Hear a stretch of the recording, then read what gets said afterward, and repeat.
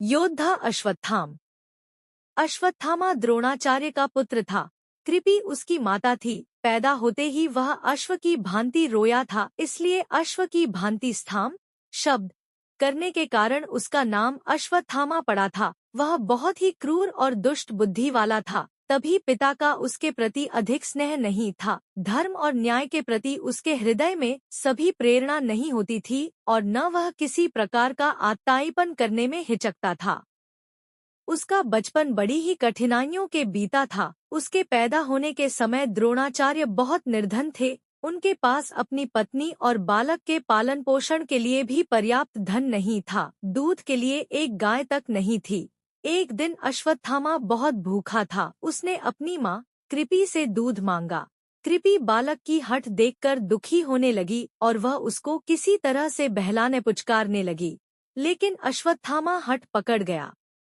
अंत में कृपि ने चावल धोकर सफेद पानी बालक को पीने के लिए दे दिया। अश्वत्थामा यह जानता ही नहीं था कि दूध और पानी में क्या अंतर होता है। उसने दूध समझकर उसको पिया और उसमें से कुछ को बचाकर वह ऋषि पुत्रों को दिखाने के लिए गया। ऋषि पुत्रों ने चावल के पानी को पहचानकर अश्वत्थामा का उपहास करना आरंभ कर दिया। तब अश्वत्थामा को पता लगा कि माता ने उसे अन्य वस्तु देकर बहका दिया था। वह जाकर कृपि की गोद में रोने लगा।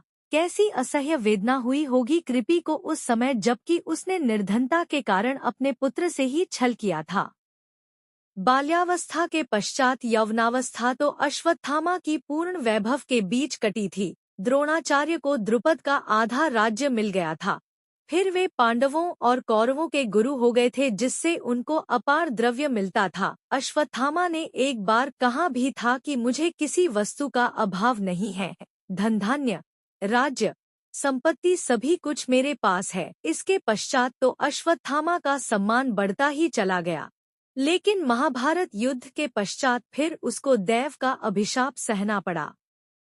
अश्वत्थामा महान योद्धा था। एक बार भीष्म पितामह ने उसकी प्रशंसा करते हुए कहा था, अश्वत्थामा महारथी हैं, धनुर्धारियों में श्रेष्ठ, विचित्र युद्ध करने वाले और दृढ़ प्रहार करने वाले हैं। युद्ध क्षेत्र में तो साक्षात यमराज जान पड़ते हैं, किंतु उनमें एक दोष है, उनको अपना जीवन अति प्रिय है। मृत्यु से डरने के कारण वे युद्ध से जी चुराते हैं। इस कारण न तो उन्हें रथी मानता हूँ और न अतिरथी। भीष्म पितामह ने अश्वत्थामा की ठीक ही प्रशंसा की है। सचमुच वह इतना ही शूरवीर था, लेकिन मृत्यु से डरने वाला कहकर भीष्म ने उसके चरित्र पर धब्बा लगाया है, जबकि वह इतना डरपोक भी नहीं था जो मृत्यु से डरता हो। कई बार उसने युद्ध क्षेत्र में आकर शत्रु का सामना किया था। एक बार कर्ण पर ही रुष्ट होकर वह अपनी जान की परवाह न करते हुए तलवार लेकर टूट पड़ा था। एक समय की बात है, कौरवों ने विराट की नगरी पर आक्रमण करने का विचार किया। उस समय बहुत से अपशकुन होने लगे, जिन्हें देखकर द्रोणाचार्य ने कहा, इस समय हमें युद्ध करने के लिए नहीं जाना चाहिए, क्योंकि लगता है हम अर्जुन को पराजित नहीं कर पाएंगे।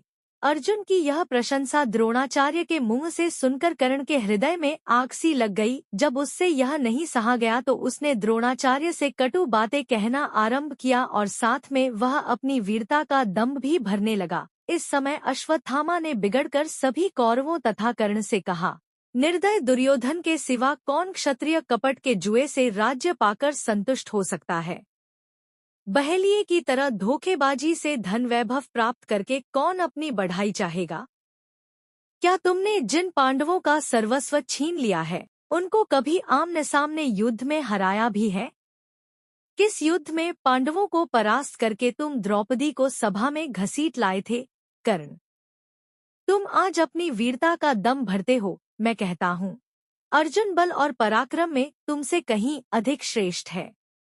इसके पश्चात फिर वह दुर्योधन की ओर मुड़कर कहने लगा, तुमने जिस प्रकार जुआ खेला, जिस प्रकार द्रौपदी को सभा में घसीट कर लाए और जिस प्रकार इंद्रप्रस्थ का राज्य तुमने हड़प लिया, उसी प्रकार अब अर्जुन का सामना करो। क्षत्रिय धर्म में निपुण चतुर जुआरी तुम्हारा मामा भी आकर अपना पराक्रम दिखाए। कोई भी तुम में से जाकर उस पराक्रमी अर्जुन से मुकाबला करे, मैं उससे युद्ध नहीं करूँगा। हाँ, विराट अगर युद्धस्थल में आए तो उसका सामना मैं अवश्य करूँगा।